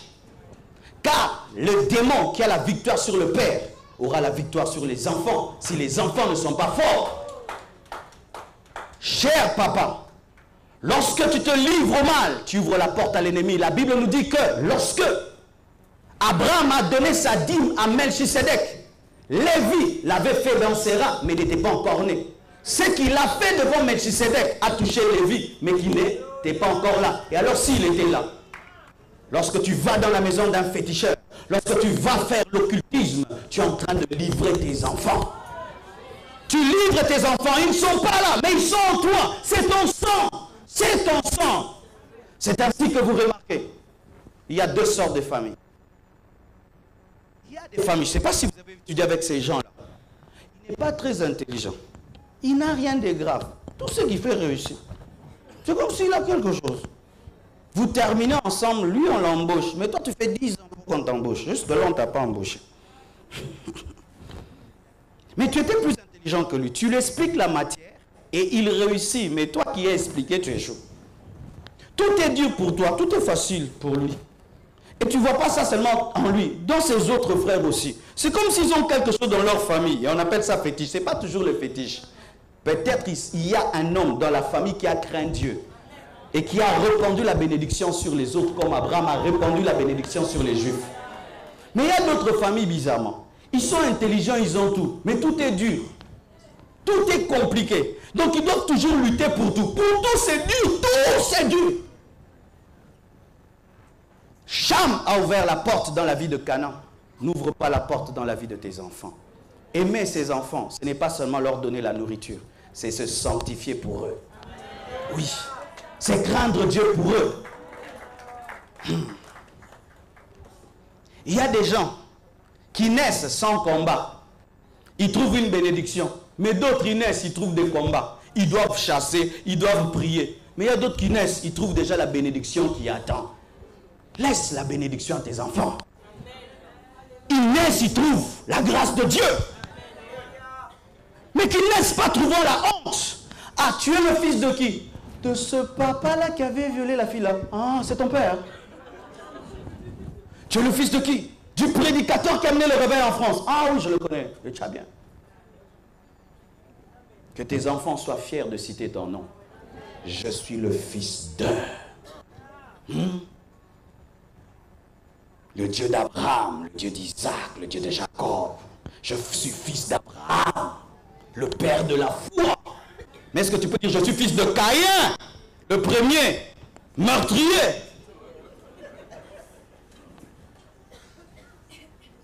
Aujourd'hui, vraiment, j'aimerais responsabiliser les pères. Qu'est-ce qui arrive aujourd'hui dans le monde? L'homme qui devait être le plus spirituel dans la maison est devenu le moins spirituel. Les départements d'intercession est rempli des femmes. Les chorales des femmes. Les départements des papas ne fonctionnent pas dans les églises. Je ne sais pas si dans votre église ça fonctionne. Les hommes viennent, déposent leurs femmes. Priez, moi je vais chercher. Les personnes les plus charnelles des maisons sont les papas. Et les personnes les plus charnelles dans les églises sont les papas. Alors que c'est l'homme qui est le sacrificateur de la maison, nous sommes devenus les personnes les plus charnelles dans les églises, les personnes les plus charnelles dans nos maisons. C'est la femme qui jeûne, qui prie, papa dort et ronfle, il a des visions. Retrouvez votre place de leader comme Josué. C'était un homme, c'était un papa, c'était un papa. Papa Josué a dit, moi et ma maison nous servirons l'Éternel. Mais souvent, vous laissez cette place à nous les pasteurs. Mais tu es aussi le pasteur de ta maison. C'est toi qui dois connaître la parole. C'est toi qui dois avoir l'onction. Quand les enfants sont malades, ils doivent venir auprès de papa pour que papa chasse les démons. C'est papa qui doit avoir la sagesse et la connaissance de Dieu. Alléluia. Abraham était un papa. Isaac était un papa. Jacob était un papa. Pierre était un papa. Mais aujourd'hui, les papas ne sont pas spirituels. Écoutez-moi. Lorsqu'il y a même la louange, nous les papas, est-ce qu'on danse?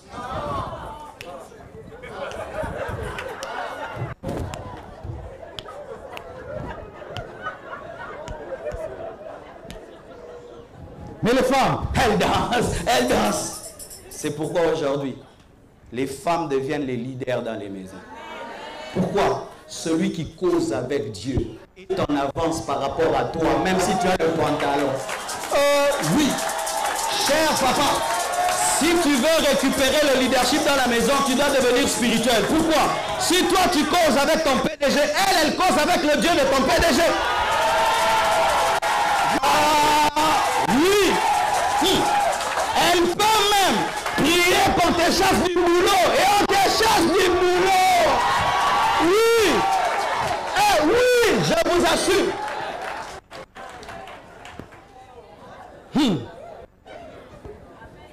Si Blanche commence à beaucoup prier, ah, moi aussi je prie. Moi aussi je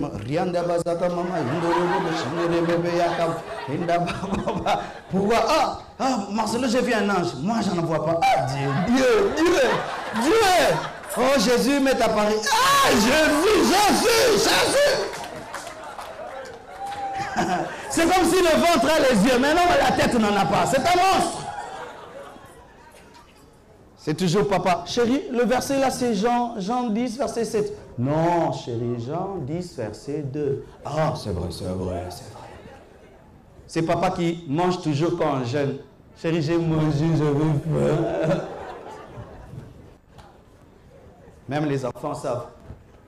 Quand il y a un démon qui les attaque, maman, papa, parce que papa lui-même fuit aussi.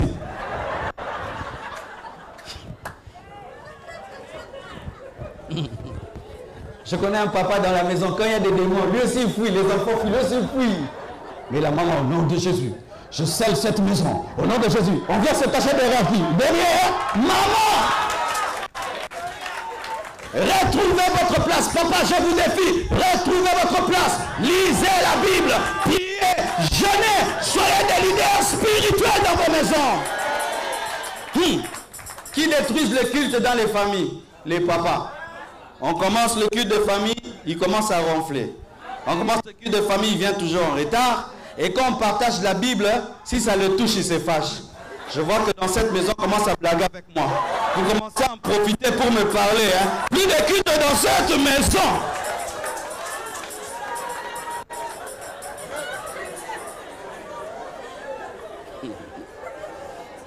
Mais quand même, nous les enfants aussi, on exagère dans les cultes de famille, on en profite aussi. Ainsi parle le Seigneur. Georges, je te dis d'aimer ta femme et tes enfants. Cesse d'être colérique. Ainsi a parlé l'Éternel. On faisait ça aussi. Et puis tu sais quoi ça? Que Dieu vous bénisse abondamment. Merci. J'invite aujourd'hui tous les papas devant, les pères. Moi et ma maison, nous servirons l'Éternel. J'invite les pères, tous les pères. Acclamons les pères. Acclamons les pères, acclamons les pères. Acclamons les pères. Acclamons les pères, acclamons les pères. Plus fort les mamans, acclamons les papas.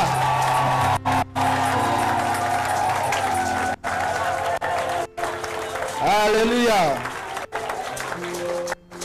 Aujourd'hui, le Seigneur m'a demandé de ne prier que pour les pères, car il est écrit, moi et ma maison. C'est un homme qui l'a dit. Amen.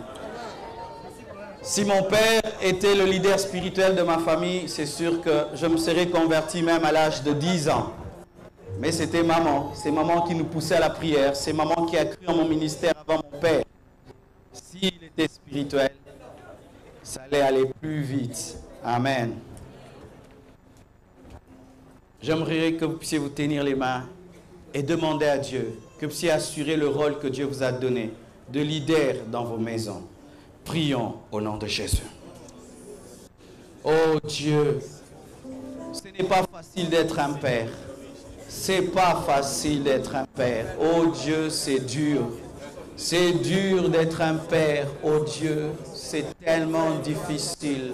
C'est une trop lourde tâche. Un grand poids, Seigneur, pour des épaules humaines, que d'être un modèle, que de pouvoir aux besoins de la famille.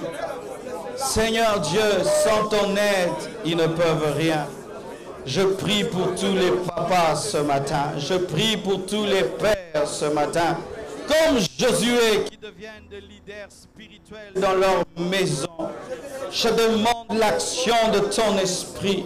Je demande ta force dans leur vie. Je prie que ce soit des hommes fidèles, des hommes intègres. Je prie qu'ils soient des modèles, Seigneur Dieu de gloire pour leurs enfants et pour leurs femmes. Je paralyse toute puissance de l'ennemi qui les combat. Je détruis toutes les œuvres de l'ennemi, Seigneur, qui renversent leur leadership. Que Dieu fasse de vous des leaders. Que Dieu fasse de vous des leaders de restauration, des leaders de changement, de réveil dans vos maisons. Que désormais, dans le secret et en public, vous soyez des modèles. Au nom de Jésus-Christ. Amen. Que Dieu vous bénisse abondamment. Merci.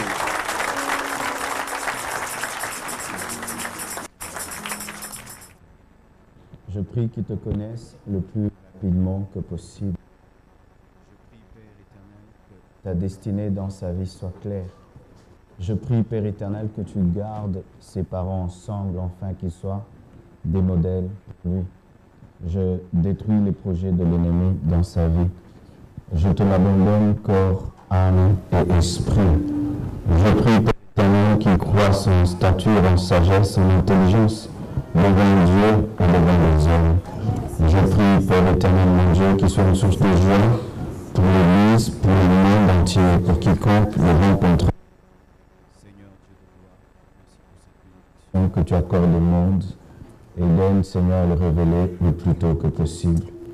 Je te déclare béni, béni et béni, et je te consacre au Seigneur.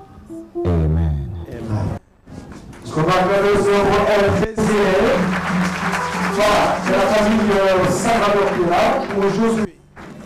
Monsieur et Madame Salvador, ils ont ramené Josué. C'est bon. Que Pasteur Marcelo puisse prier et consacrer cet enfant. Seigneur Dieu, je te consacre.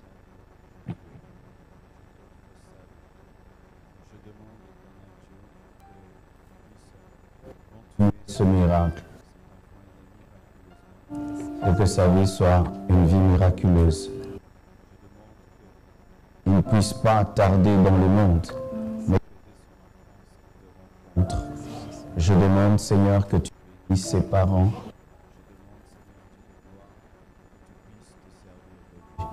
J'anéantis le projet de l'ennemi et je bénis son corps, son âme, son esprit.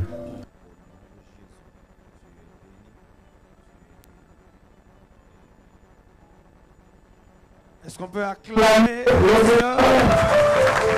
Est-ce qu'on peut acclamer le Seigneur?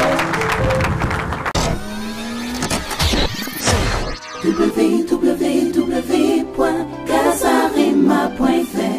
Alors pour la journée, je bénis l'Éternel. On est vraiment béni pour la journée. Et je bénis Dieu de tout ce qu'il a fait à travers son serviteur, Pasteur Marcelo Tounassi. Vraiment, c'est un pasteur que j'apprécie beaucoup parce que lui, son enseignement, il est surtout basé sur la sanctification. En tout cas, on a été bénis. De toute façon, vous suivrez par l'image, vous verrez ce que Dieu a fait à travers son serviteur. Soyez bénis. Vraiment richement édifié. Vraiment chapeau bas. Que la gloire de Dieu soit manifestée encore dans la vie de cet homme-là. D'accord. Et votre nom, s'il vous plaît? Je m'appelle Myriam. D'accord. Vous n'avez pas un message de vie par rapport C'est grâce à Kazarema que je suis ici. Je sors du 78. Sachez que cette œuvre-là, je demande vraiment à Dieu de la bénir encore, vraiment, et tous mes vœux de bonheur pour Kazarema et pour nos assemblées évangéliques en France. Amen. Amen. Vraiment, c'était super. Je bénis le Seigneur encore de me donner la souffle de vie. C'est le dernier dimanche du mois et puis béni par l'homme de Dieu venant de loin, le pasteur Marcelo.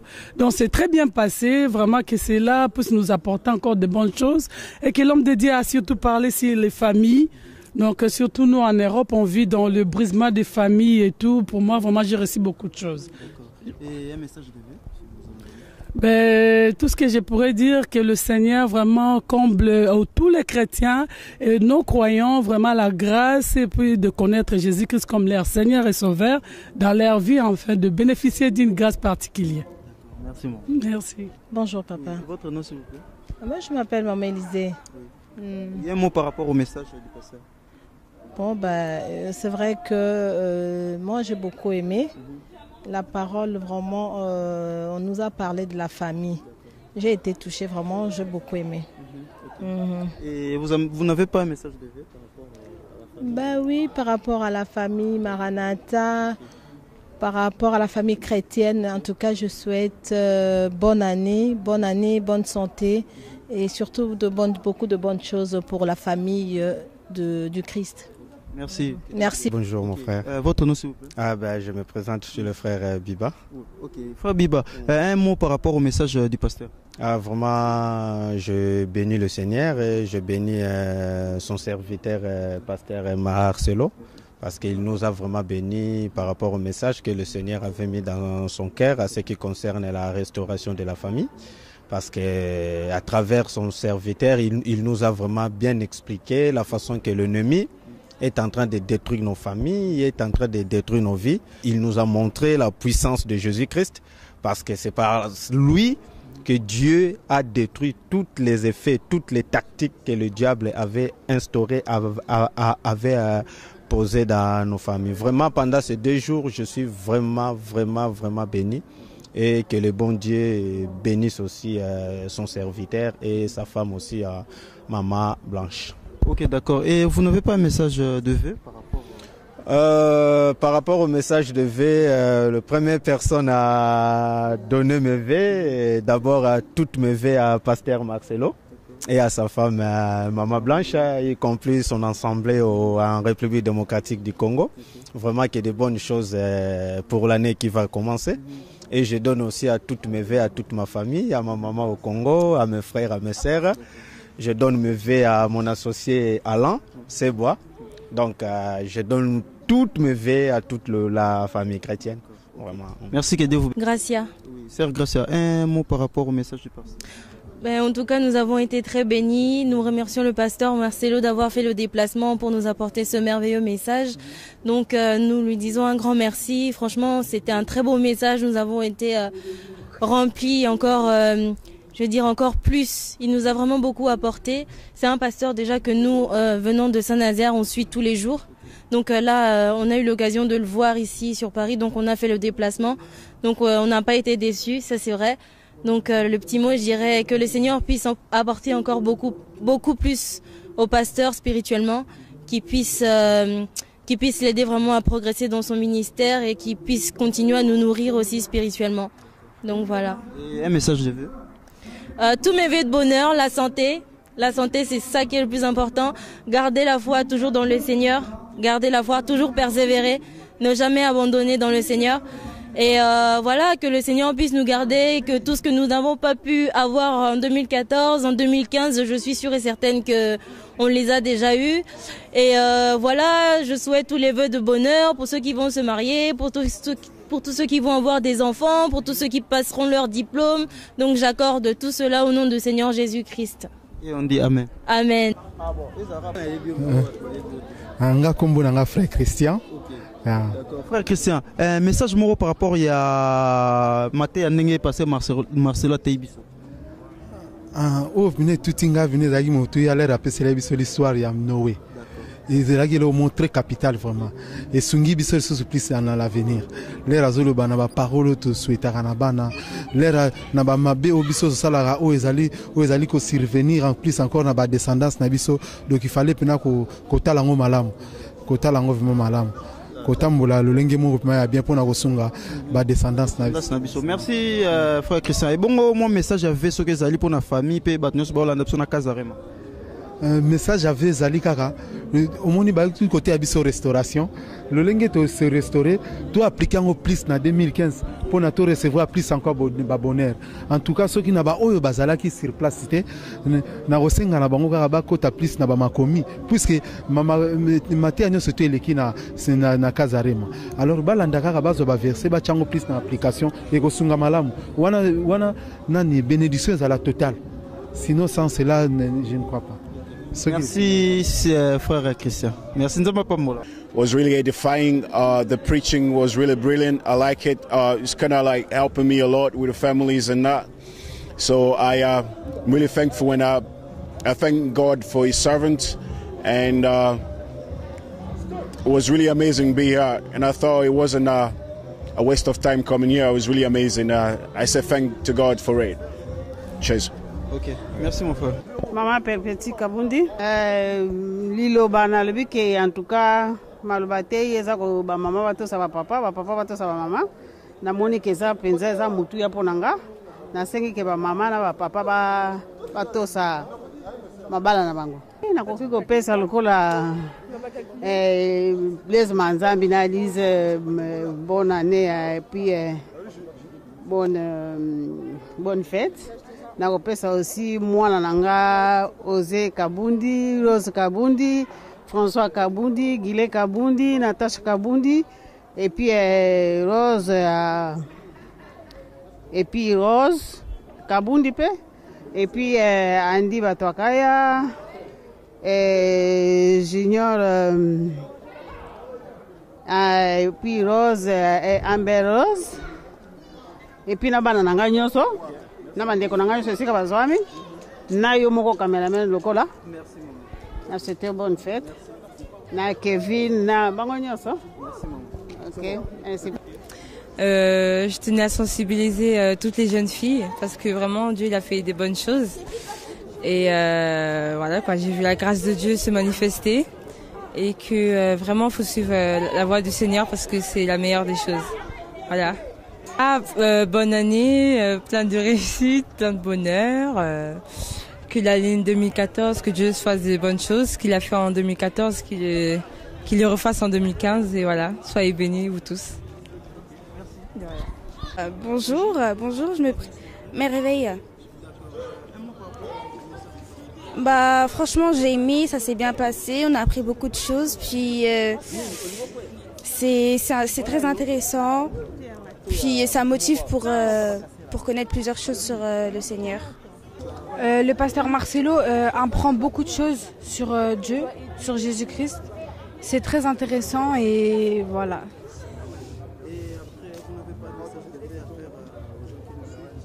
Les personnes qui suivent pasteur Marcelo, venez le voir, ça touche encore plus. Moi, je souhaite à ma famille, à mes amis, mes proches de continuer comme ça, de continuer à apprendre Jésus, à garder la vie avec Dieu. Voilà. Bonjour, je m'appelle Neftalia. Le message du pasteur, il a été très enrichissant pour les familles, pour les personnes qui sont mariées et pour les célibataires aussi, pour nous les enfants. Bonne fête à tous, passez de bons moments dans le Seigneur bien sûr. Et voilà, que Dieu vous bénisse abondamment. Merci à vous aussi.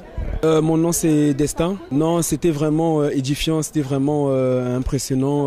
Dieu était là, Dieu était présent au programme, il y avait beaucoup de monde. Il y avait des gens qui ont même témoigné la gloire de Dieu et tout.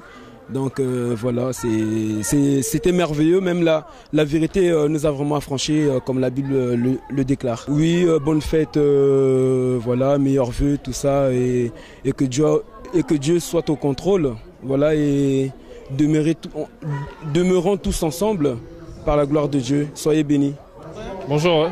Je m'appelle Gabi. Ouais, j'ai trouvé ça très bien, ça s'est très bien passé, j'ai trouvé ça très profond. Et surtout, c'était très...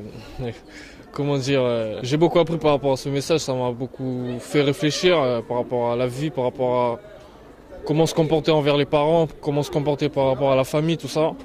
Ça m'a beaucoup fait... voilà. Ouais, je leur conseillerais de suivre Casarema sur internet et d'aller plus vers le Seigneur, de venir à l'église parce que c'est quelque chose de très important. Bonne année, joyeux Noël, passez une excellente année 2015, donc voilà. C'était trop émouvant, très émouvant, très émouvant et ça nous va droit au cœur. Surtout moi, ça va droit au cœur puis ça me touche beaucoup. Que tous les gens qui ne connaissent pas Jésus-Christ de Nazareth, qu'ils aillent à l'église, qu'ils louent Dieu sincèrement et que Dieu le touche et que tout le vœu que je leur donne, que le bon Dieu le touche sincèrement dans leur famille. S'il y a les familles qui sont déchirées, que l'Éternel Dieu veille sur eux. On a été richement bénis, c'est évident. Je ne suis pas la seule à avoir cette impression. Effectivement, nous traversons une période où la famille est en crise et du coup l'Église aussi en crise.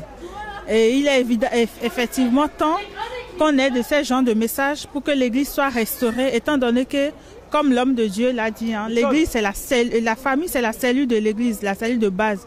Si les familles sont en crise, il serait difficile que l'Église soit en santé. Donc véritablement Dieu bénit son serviteur, qu'il élève davantage et qu'il l'utilise davantage à faire encore de grandes choses. Voilà.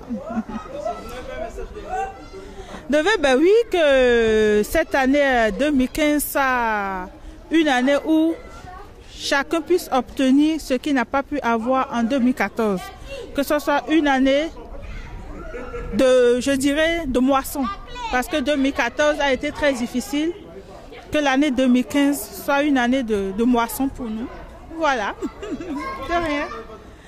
Merci. Merci. Non, Madame Ballet. De rien. Bonjour. Donc, je m'appelle Lydie. Oui, donc vraiment, le message qui a été prêché aujourd'hui est très important pour vraiment la restauration des familles. Parce que en fait, c'est Dieu qui donne la famille. C'est Dieu qui choisit aussi les parents. Donc c'est vrai que l'homme de Dieu a vraiment insisté pour que chacun honore son père et sa mère, afin que ces jours soient prolongés, que chacun puisse aider sa famille, surtout ne pas oublier sa famille, parce que on peut pas être béni autrement. Si on abandonne les siens, même si on veut servir l'Éternel, c'est pas possible en fait. Et vraiment, il y a eu vraiment une bénédiction pour chacun d'entre nous, parce que nous avons tous plus ou moins été attaqués dans nos familles. Donc il est temps de se lever pour récupérer ce qui nous a été volé par l'ennemi, au nom puissant de Jésus. Donc vraiment gardez courage, faites confiance à l'Éternel et demeurez bénis. Voilà.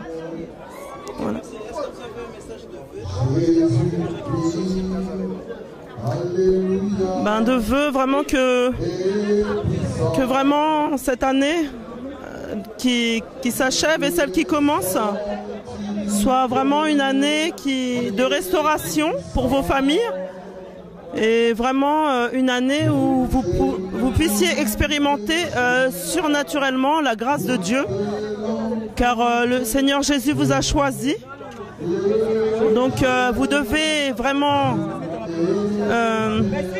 exceller, ne pas vous décourager, Et vous êtes la tête et non la queue.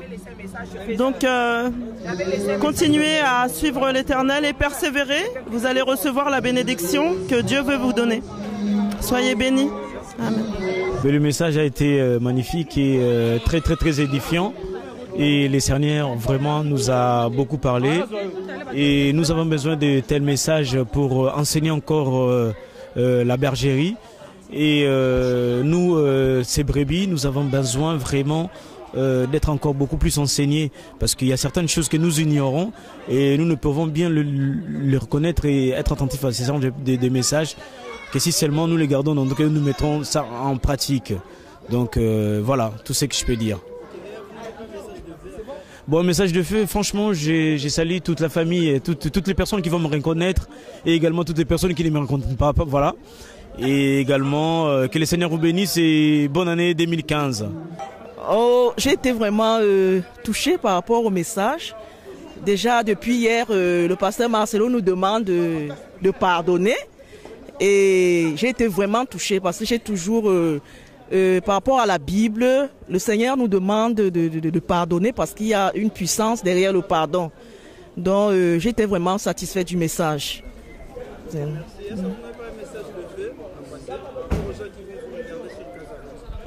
Alors, je souhaite les meilleurs vœux à tous ceux qui nous regardent pour l'année 2015, que cette année leur apporte beaucoup de bonheur et que le Seigneur Jésus-Christ les bénisse et attire beaucoup qui ne sont pas encore en Christ, de donner leur vie à Jésus-Christ. Ça, c'est la meilleure vie. Je bénis seulement l'Éternel parce que cette semaine, comme on a semaine de marathon, et donc ces mois-ci, jusqu'à le 15 janvier, comme on a tant de marathons, c'est des choses que nos pasteurs sont en train de nous dire tous les jours, répètent que vous êtes des leaders de la famille, vous êtes des leaders, vous êtes des leaders.